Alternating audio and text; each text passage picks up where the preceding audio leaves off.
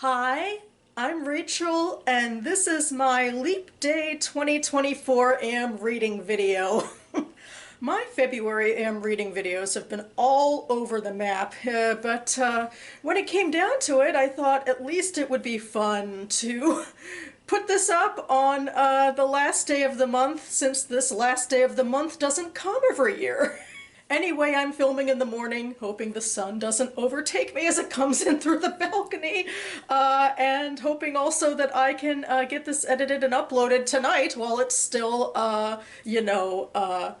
leap day. So we'll see how this all goes. But yeah, without any further ado, I have some books to talk about what I have been reading and hope to be reading for the end of February. As always with these AM reading videos, I am going to start with a short story, and I am currently reading from this literary journal, the summer 2023 edition of American Short Fiction. And the story I read from this week is The Severe Inquisition into the Causes of the Great Fire by Emily Mitchell.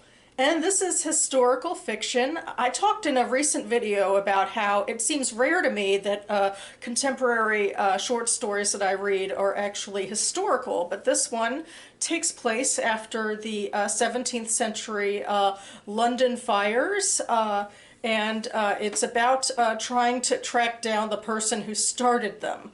And we're following the Lord Chief Justice John Kelling. Although actually what we first start out with is a bunch of people, blaming others. Like, I saw this, I saw that. And from the off, it sounds like mostly gossip and rumors. I just don't have a good feeling from the beginning of the story that this is actually about finding the culprit. Things feel very politically motivated. They're very specifically looking for the French or the Dutch or, some outsider that they can blame this on, especially the king who, wants to solidify power and basically keep, enemies to the outside, even with wars going on and all of that, and, historical stuff going on. I know from, and the story touches on how, this is Charles II. He's recently been reinstated, and his father was in fact killed during a brief rebellious period. So anyway, Kelling actually starts, like, what we hear about him is like, yeah, he's pro-monarchy in this era where things are a little more dicey in that department. He likes that sense of law and order and, not having things devolve into petty squabbles without like an authority figure, like one person in charge. So the story is him going about trying to find the culprit, and he finally does get a tip. And things first center on this bakery where the fire might have originated, and there's hints like, maybe it was the person who owns it, and it was like an accident where the ovens weren't turned off properly or something. But instead, some evidence, very flimsy evidence, brings him to a Frenchman who actually has a history as a clockmaker in Rouen, which is kind of exciting because that'll come up in another book that I'll be talking about later. So, but from the off, it's just really flimsy to think this guy actually did it. He was crippled and he, was a little bit bewildered, so it felt like, he was very coerced into saying what he did. But they're feeling pressed to, put the blame on someone and put this behind them, so, the trial's kind of rushed, and the Kelling is, pushing for a verdict, and the guy is, found guilty and sentenced to death. And then only a couple days later, somebody rushes in from the seas, like rushing to London after they heard about the verdict to, give an alibi that the man definitely didn't do it. And Kelling, waits for this man to leave, and he secretly, burns, his sworn statement to that effect so that the execution goes on as planned. So, yeah, it's a story, it's an interesting story, although it's heavy on the narratives, and that's not my favorite type. I could, find myself kind of wandering away from it sometimes. But I liked, all the historical details, and of course, a focus on, this character, what will you do? What is real safety? Who do you blame and why?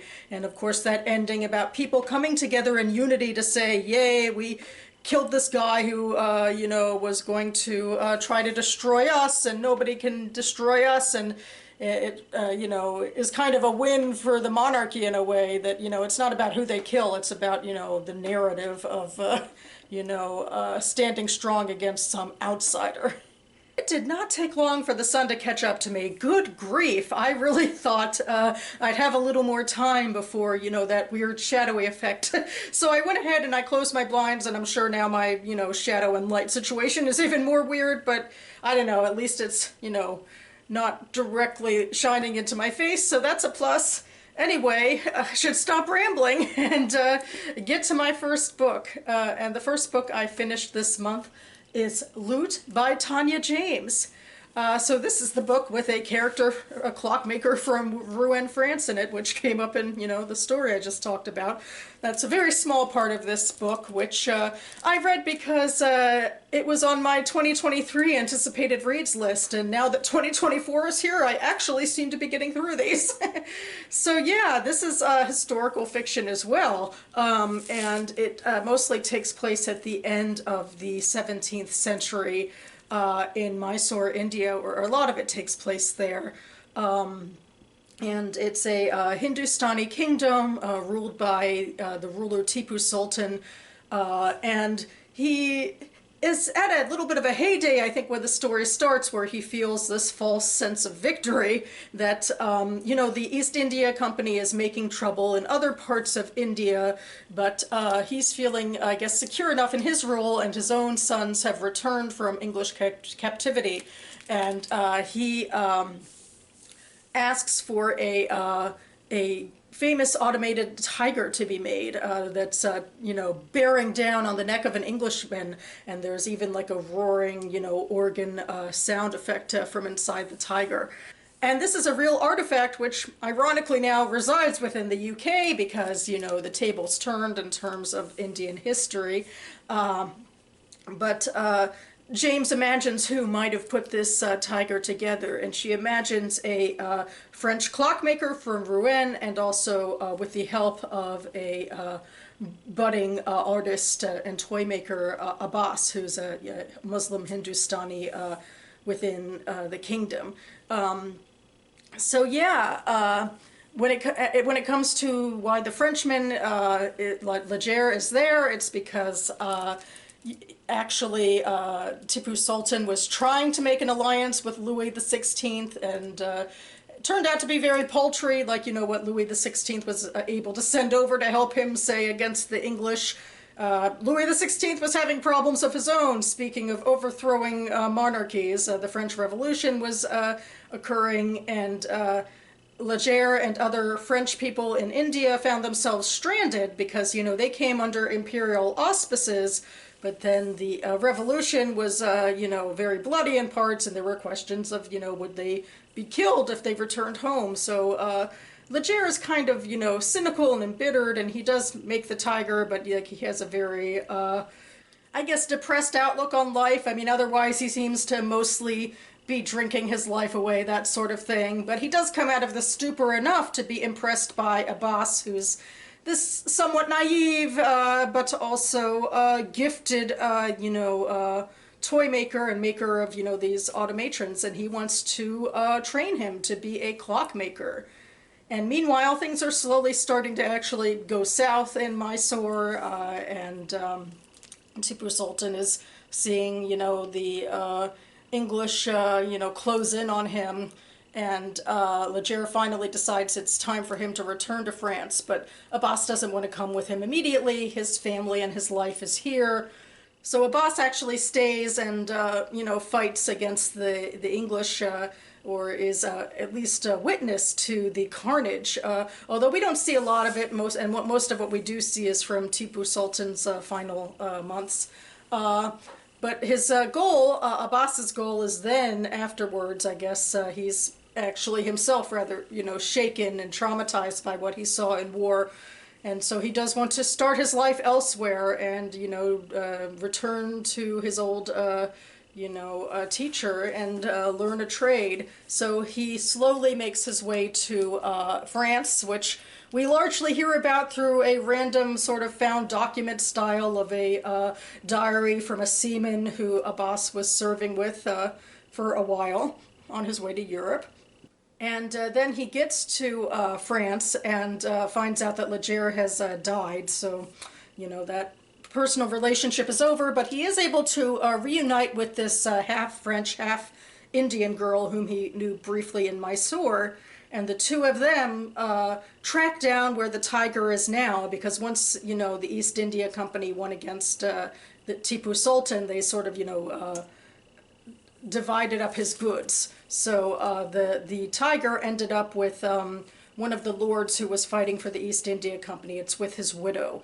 And so they traveled to England to get it back. Anyway, it's, a really intriguing story. I think Abbas is a kind of character in the way that James writes him, which he feels,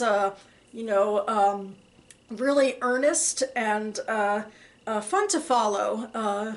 As he is experiencing the realities of the end of the 17th century, the end of the 18th century, I think I misnamed it before, and the beginning of the 19th century. I was surprised, though, how disparate and disjointed things were, like kind of going between eras, and some of those like found documents, like the random seaman's diaries and that sort of thing. That did take me out of the story a little bit. I do think the ending part was my favorite, when Jeanette and Abbas get to the UK with this goal of taking the tiger back, but it's not so simple as like, a heist or anything, because they stay with Lady Selwyn, and Jeanette and her actually have a relationship, and James goes into giving Lady Selwyn some character, that even though, she's an Orientalist and she's, this bored and sort of disaffected upper class English lady, but, there's just more to her than being a villain. And we also get to see her relationship with her Indian butler, Rum, who has kind of risen far and for the most part, is largely disconnected from his Indian roots, but it turns out he has roots very close to Abbas's, so when he meets Abbas, it kind of, opens that floodgate up for him again as the two of them start to talk. And so the whole story, like in so many different ways, is about looting. The whole heist thing is about looting art, even though, technically it was looted from Tipu Sultan, and technically, Abbas had a huge part in making the art. And so there's this, this commentary, about, looting culture and why people end up displaced in various places, why are Rum and Abbas in Europe? Why would someone who is half-caste like Jahan exist? The allure of Orientalism and all that sort of stuff in a really kind of fun story, if a little more disjointed than I would have thought it was. But yeah, I realized at the end of this that James wrote another novel and short stories that I haven't read. I have read her debut novel as well, so now I'm kind of intrigued to give her other work a try. On Audible, I'm listening to Generationship by Michael Mammay. This is science fiction, spacefaring stuff. This is science fiction, another 2023 release that I'm able to get to now, and I'm pretty sure I'll be reading it into March because I'm in early days of it, but so far I'm enjoying it. I was concerned, and it still might come to be, that, this future generationship, it might turn into like a thriller or a survival novel about surviving the elements in space with a rupture or that sort of thing. But right now we're into my sweet spot of the social science and politics and all of that.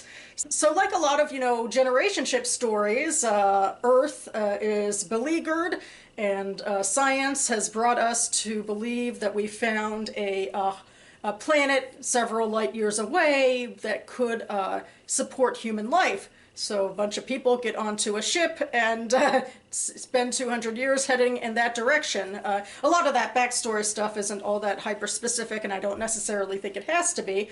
But yeah, we're nearing the end of the journey now, enough that, more close-range probes can go ahead of the ship to, like, ascertain if, that data was correct, and hopefully, they didn't come all this way for nothing. And there seems to be good news and bad news, that the probe does bring news that it seems like this planet is even more likely to support human life than thought. But the probe also randomly stops transmitting, and they're not really able to figure out why. So we're following, like, various characters, and the first person we follow is someone high up in, like, the science divisions, if you will. And, she, once she gets the probe information, immediately wants to tell people, and she's reined in by her boss, who's more concerned about the political aspects of, telling the people too early, especially when the probe is mysteriously out of commission. So she promises not to share that information, but the next character we follow happens to be a hacker who does a job for somebody in this woman's science department. She wants to, secretly look at her own files. So this hacker hacks into the system, and there's a leak that, now this person underneath knows that the probe has come back, and it's mostly good news. And then that does indeed start repercussions. I don't know, the way that Mammay actually goes through those repercussions I thought was a little weird. Like, I felt like maybe he should have started with something more like people coming together, like in a rally sort of way, or demanding answers like, why aren't you telling us this? But instead, it's like the police were blindsided by this woman who refuses to do something that's protocol, like on the ship. It can only support so much life at a time, so they do have a, eugenics program, a recycling program, as it were, where people of a certain age are, killed off and fed to the recyclers so that they can, have more children and so forth that can be supported on the ship. And this one woman refuses to do it because they just figured out that, the probe came back, and it looks like we're going to be landing on a planet soon, so why do we have to actually keep up this system of, recycling people when we won't be on a ship for much longer? But I don't know, the way it came about, I just thought, it was like this weird... It just felt really random, and that the police were blindsided by it. But anyway, I mean, it was an interesting conundrum, but the way it came about, I in terms of the political upheavals, felt a little iffy to me. So already, I guess I'm, nitpicking a little, but overall, I do enjoy, following characters from different disciplines on the ship with different agendas, and dealing with this information, and about how do we keep our society going when things are changing, and I don't know, maybe they should have planned for it better, considering the end game was, landing on the planet. But then again, maybe there's no way to prepare for this. You spend your whole life in space, and probably a generation or so before you had no, chance of, living on a planet. So maybe it's hard to, psychologically prepare for the realities of change, as it were, especially when a probe isn't working when it should be. So yeah, I'm in early days, and I'll be interested to see where the story goes. So far, I am enjoying following these various characters around. The next book I'm reading, I'm a little less certain about. This is Unspeakable Things by Kathleen Spivack, and I'm reading it because it is at the top of my Goodreads TBR, and that's one of my resolutions, to keep shaving the top off of that. And this is historical fiction taking place around the Holocaust. I'm not actually sure this is really about Jewish characters, even though I heard about it through the Jewish Book Council website. And I do feel like, I heard about this and added this to Goodreads several years ago now, and I do feel like maybe I wouldn't have added it today. I would have been a little more hesitant to add this specific type of Holocaust fiction. Or maybe it is just, sometimes I just, read vague, summaries, and I'm like, oh, cool, and then I start reading, and I'm like, I'm not sure I like how this story is being told, because there's a magical, realist, sort of fabulous storytelling bit about it, or or I guess technically so far it doesn't necessarily feel like it's supernatural in any way, but it's definitely style over substance with the language, and I'm having trouble connecting to the characters at all. And then I started reading some reviews and thinking I'm not sure I'm going to like what comes down the line. I do remember too, I've read this book for the page 112 tag, and I always put it down because that page was about men like looking for their missing children, and the language seemed too flowery and overwrought for me. So I guess I might be reaping what I sow here. Like, you know, I already saw this coming down the line. And it's also a book that has a 2 point something rating on Goodreads. And, you know, I'm not one of those people. Sometimes I see people on BookTube who, you know, get nervous when they're reading a 3.5 book. And I don't usually think I'm one of those people. I'm more willing to give other books a chance. But in this case, I wonder if I'd agree more with the lower ratings. But at the same time, I'm, you know, making a lot of assumptions. I'm not actually that far into this, but I'm kind of hoping I can binge through it quickly. Not only because maybe I won't like it and want to get through it and I have trouble DNFing things, but also because I want to get to my next book, which is The Wolf Hunt by Ayelet Gundar-Goshen. I believe this also came out last year as well, or very recently. But the major reason I want to read it now, or very imminently, is because my synagogue book club is meeting in person on Sunday to talk about it. So I'd like to be able to read it.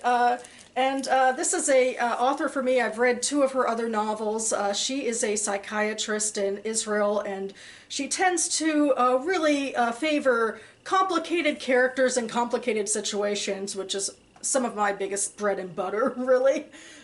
So yeah, this is a story about an Israeli expat. She and the Liach is the main character. She, her husband, and her son have moved to Silicon Valley from Israel. She's kind of looking for, you know, a different, hopefully safer life for her child.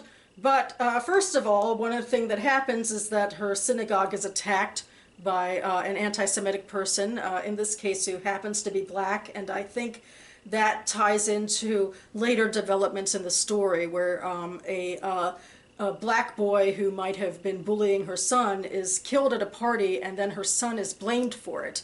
And, you know, to summarize things like that, I don't know, you know, already I feel like you need context or it's going to sound a little too sensational. And I'm not entirely sure what I do think about Gundar-Goshen and how she's going to handle, you know, the American political realities that she seems to be tackling here.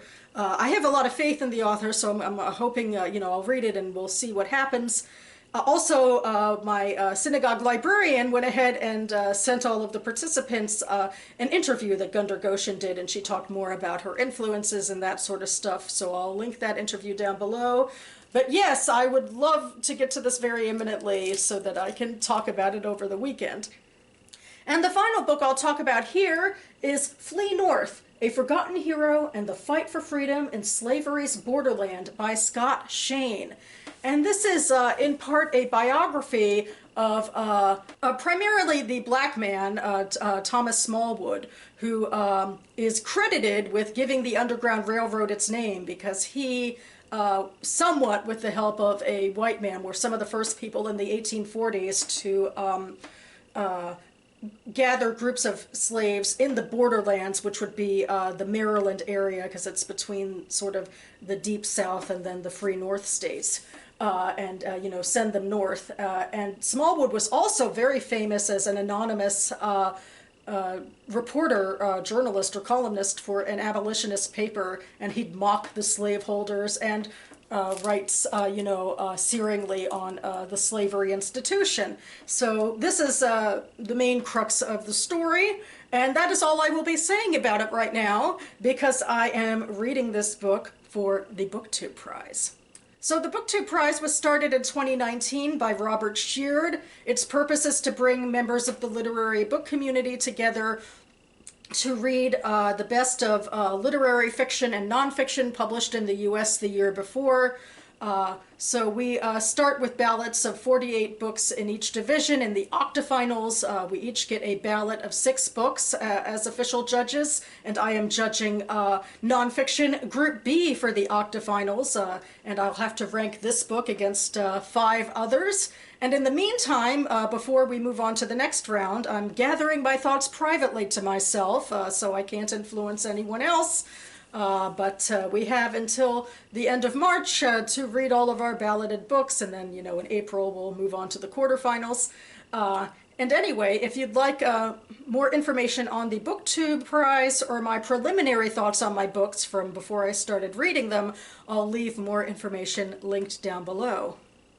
So that about covers it for me now. I definitely don't think I outran the sun. Maybe my blinds slowed down the weird shadowy effect a little bit, but obviously I'm sitting here in weird lighting now. And I think I've come to the end of what I need to say. So I hope you are all enjoying or have enjoyed your rare leap day, which, comes every now and then, be it with reading or other pursuits. The next time I'll be on this channel will definitely be in March, and I think I will start things out with my monthly Page 112 tag. It's a TBR game I play to add more books to my monthly TBR. So stay tuned for that. In the meantime, thanks so much for watching, everyone, and I'll see you next time.